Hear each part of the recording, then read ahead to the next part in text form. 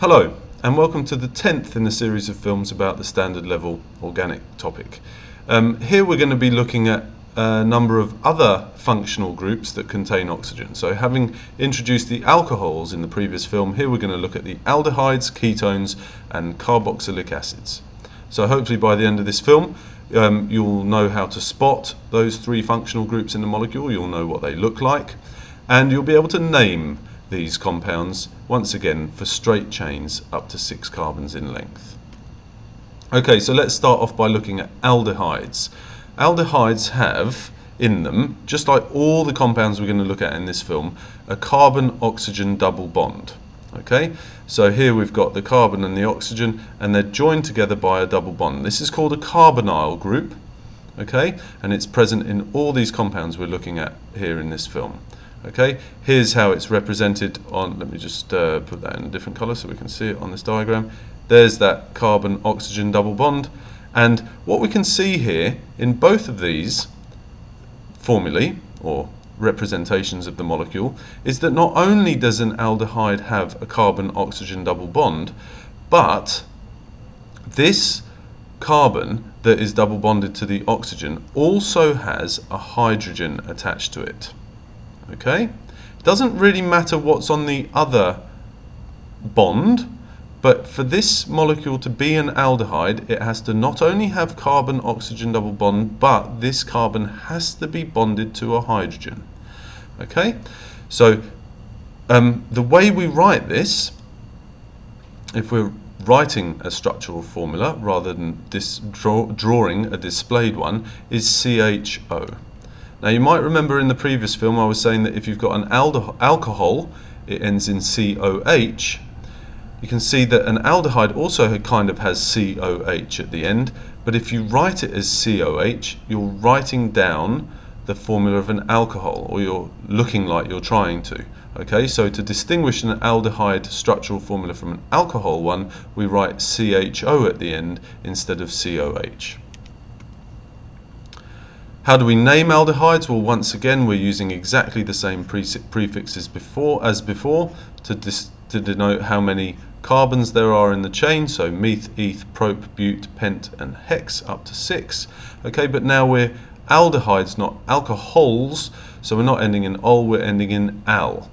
Okay, and here's what the formulas look like. Notice they all end in CHO or CHO. And again, if we want to draw their structures, then it's simply a matter of deciding how many carbons you've got, putting in a double bond oxygen and a hydrogen, and let's just go for butanol, say, then we'd have to have another 3 carbons, and obviously we would do the right thing here and fill in all the hydrogen atoms, not just leave them as blank bonds like I've done there. Okay, I think we've drawn enough of those now for me not to need to draw them all out for you. But let's have a look now at what a ketone is. Okay, now a ketone, like an aldehyde, like we said before, all the molecules in this film have a carbon-oxygen double bond. But what you'll notice with a ketone is that this carbon here, that's double bonded to the oxygen, does not have a hydrogen bonded to it. In fact, it's got carbons both sides. Okay, so in other words, quite similar to an aldehyde, but your carbon-oxygen double bond has to be bonded to, or directly to, 2 carbon atoms. Okay, and the way we draw this, or that's how we draw it. The way we write it in a structural formula is just CO. Okay, so this would be this molecule here. If we just drew it out, it would have a CH3 on the end. This CO means that we've got a C carbon-oxygen double bond and then another CH3 group on the end there. Okay, so that's what a ketone is. Very similar to an aldehyde, but very importantly different as well. How do we name ketones? Well, guess what? We've got exactly the same system of prefixes, prop, bute, pentan, hexan. Okay, but we can't have ketones with 1 or 2 carbon atoms, because if you think about it, if you've got to have a carbon in both of these positions, then you've got to have at least 3 carbon atoms in a ketone. So the smallest ketone we can have is propanone, and there it is with these things being CH3s, but obviously I'm not drawing the hydrogens, which is very bad indeed. Okay, butanone would have another carbon in. Okay, but you might be thinking now, oh, there's the potential here for structural isomerism, and that's quite right. And that's because once your chain is long enough, your carbon-oxygen double bond could be in various positions in the chain. This is the first time. The first time this is going to happen is when you have 5 carbons, because if you think about it, if you only have 4, and you've got to have the carbon-oxygen double bond not at the end of the chain, because if you did, let's just draw that again, if there were no more carbons here, it would have to be a hydrogen atom here, and now you'd have an aldehyde, which is why you can't have structural isomers of aldehydes if they've got straight chains, because the aldehyde group has to be on the end. Okay, but if you've got different places where you could put this carbon-oxygen double bond, so here it's on the second carbon in the 5 carbon chain, then you're going to have to name the different possibilities differently. So this would be pentan-2-one, okay, and if we put the carbon-oxygen double bond on the 3rd carbon along, then we'd have pentan-3-one. So here the number is denoting where the carbon-oxygen double bond is, and because we've got ketones, I don't think I mentioned this on the previous slide, they all end in -one. Okay, finally for this film, let's have a look at what we mean by a carboxylic acid. Once again, we can see here the presence of this carbon-oxygen double bond. What we can also see is an OH group. But this isn't an alcohol because this OH group is attached to the carbon-oxygen double bond group. Okay, so if you've got a carbon-oxygen double bond with an OH group attached to it, this is now called a carboxylic acid.